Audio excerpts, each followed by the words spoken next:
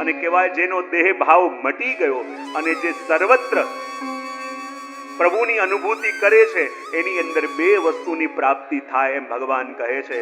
એક તો સમબુદ્ધય, એની બુદ્ધિ સમબુદ્ધિ થઈ જાય. અને સમબુદ્ધિ થઈ ગઈ એનો મતલબ શું? સમબુદ્ધિની વ્યાખ્યા સહજ અર્થમાં એમ કરી શકાય, જ્યારે બુદ્ધિ સમબુદ્ધિ થઈ જાય એટલે વસ્તુ જેવી દેખાય છે એવી એ ન જુએ, જેવી છે એવી જોવા લાગે. શું કહ્યું મેં? જરા ભાવથી બોલજો. Don't see the thing how they look, see the thing how they are. સમબુદ્ધિ થઈ ગઈ એનો મતલબ શું? વસ્તુ જેવી દેખાય છે એવી નહીં, જેવી છે એવી જોવાની શરૂઆત કરે છે. આપણે સાચા અર્થમાં કોઈ પણ વસ્તુ જોઈએ છે, કોઈ પણ ઘટના જોઈએ છે, કોઈ પણ પરિસ્થિતિ જોઈએ છે તો આપણો સ્વભાવ શું છે? જેવી દેખાય છે એવી જોઈએ છે કે જેવી છે એવી જોઈએ છે? શું બોલ્યું? સમજાયું નહીં મને. જેવી દેખાય છે એવી જોઈએ છે. અને એટલા માટે હું ઘણી વાર કહું ને કે જેવી રીતે તમે કોઈક વસ્તુ ઓર્ડર આપવા માટે ઇલેક્ટ્રિક દુકાનમાં ગયા અને કહે કે મારે આ સરસ ટીવી જોઈએ છે.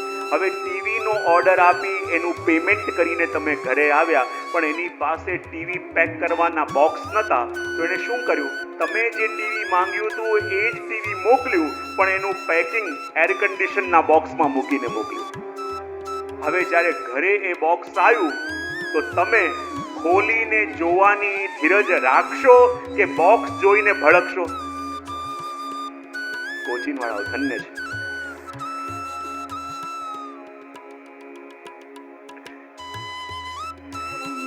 તમે જે વસ્તુ મંગાવી છે એ જ આવી છે કે બીજી આવી છે?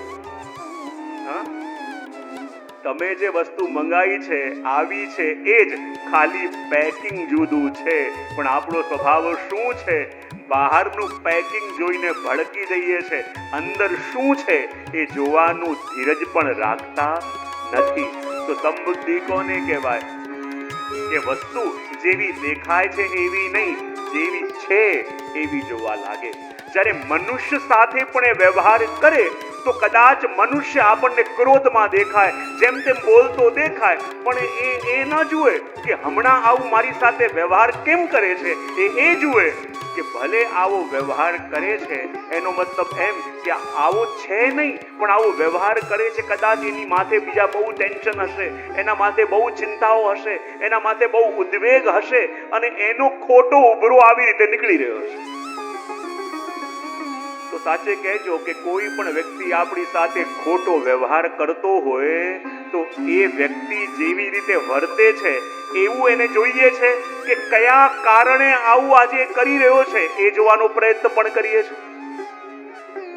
સાચે સાચું કહેજો. હા, શું કીધું? આપણે અધિકતર શું કરતા હોઈએ છે? જે ટેમ્પરરી વસ્તુ હોય ને એ જોઈને રિએક્ટ કરી દેતા હોઈએ છે. પણ હોઈ શકે દરેક વ્યક્તિ છે ને એ દરેક વ્યક્તિ બિચારા એના ટેન્શનોથી ભરાયેલો બોજો લઈને ફરતો હોય છે. આપણને લાગે આ તો હંમેશા આપણી સાથે બહુ સારી રીતે વાતો કરતો, આજે આવી રીતે વ્યવહાર કેમ કરે છે? એના ટેમ્પરરી વર્તનને હિસાબે આપણે એનું મૂલ્યાંકન કરી લઈએ છીએ કે નહીં? પણ એ વખતે આપણને ખબર નથી હોતી કે આ વ્યક્તિ એવો નથી, પણ દરેક વ્યક્તિ એની સમસ્યાઓમાં ફસાયેલો છે, એની પોતાની ચિંતાઓમાં ઘેરાયેલો છે. અને હોઈ શકે કે આજે આવી રીતે વ્યવહાર કરી રહ્યો છે કે કોઈ કારણથી બહુ હર્ટ હશે, કોઈ કારણથી બહુ દુઃખી હશે, કોઈ કારણથી બહુ ઉદ્વેગમાં હશે, અને એનો ઉભરો ખોટી જગ્યાએ નીકળી ગયો. એવો સંભવ છે કે નહીં? પણ આપણે એ પેકિંગને જોઈને રિએક્ટ કરી દેતા હોઈએ છે. માટે કહું સમબુદ્ધિ સમબુદ્ધયા એ કોને કહેવાય? કે જ્યારે નિરાકારની ઉપાસના કરતા કરતા એની પ્રાપ્તિ થાય તો સૌથી પહેલા એની બુદ્ધિ સમબુદ્ધિ થઈ જાય. અને સમબુદ્ધિ થઈ જાય તો જીવનમાં જે ઘટી રહ્યું છે એ જે દેખાય છે એમ ન જુએ, જે છે એવું એ જોવાનો પ્રયત્ન કરે. અને બીજી વસ્તુ કહી, સર્વભૂત હિતે રતા. કહેવાય કે દરેક એનું જે કાર્ય હોય ને એ લોક કલ્યાણ માટે કાર્ય થવા લાગે. બોલે કેમ?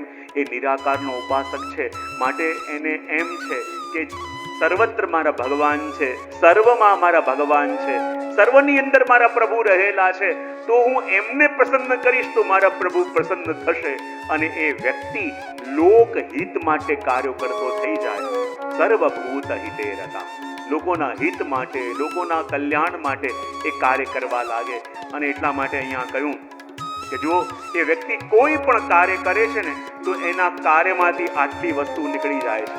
આસક્તિ નીકળી જાય, મમતા નીકળી જાય, કામના નીકળી જાય અને સ્વાર્થ વૃત્તિ નીકળી જાય. તો એ પછી જે પણ કરે છે પ્રભુની સેવા થઈ રહી છે એ વાત અહીંયા કરી અને એ જ વસ્તુ કહી કે આ જે પ્રાપ્તિ કરે છે આ નિરાકારની ઉપાસનામાં એને ફળરૂપે આ બે વસ્તુ પ્રાપ્ત થાય એ વસ્તુ કહી અને આગળ ભગવાન કહી રહ્યા છે કે આ પ્રાપ્તિ જીવને થઈ તો જાય પણ ત્યાં એક તકલીફ પણ છે. બોલે તકલીફ શું છે?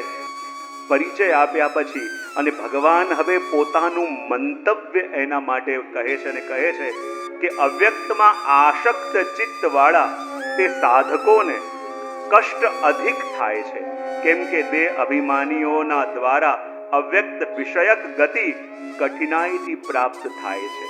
જે વસ્તુ આપણે કહીને કે દેહ ભાવ અને દેહ અભિમાન એ જવું બહુ અઘરું છે. અને એટલા માટે કહ્યું કે જે અવ્યક્તમાં આસક્ત ચિત્ત વાળા છે એ સાધકોને કષ્ટ અધિક થાય છે. અને કષ્ટ અધિક થાય છે એટલા માટે કારણ કે અવ્યક્તની સાધના કરવી હોય સૌથી પહેલું લક્ષણ છે કે એનો દેહ ભાવ જવો જોઈએ. પણ આ દેહ ભાવ જવો એ બહુ અઘરો છે. મને કોઈ કહી જાય, મને આવું કહી દીધું, મને આમ સંભળાવી જાય, મને આવું બોલી જાય, એવું ક્યારે પણ જાય છે? મોટા મોટા જ્ઞાનીઓ હોય ને એમને પણ આ જતું નથી, પછી કહે કે ન કહે. અને એટલા માટે કહ્યું કે દેહ ભાવ જવો બહુ અઘરો છે. માટે કહ્યું કે અવ્યક્તમાં જે આસક્ત ચિત્ત વાળા છે, જો જ્યારે પણ ચિત્ત ક્યાંક લાગે છે ને તો આપણા શાસ્ત્રો કહે છે કે ચિત્ત ક્યાંય લાગે તો કયા આધારે લાગે? બોલે 3 વસ્તુના આધારે. કેટલી વસ્તુના આધારે?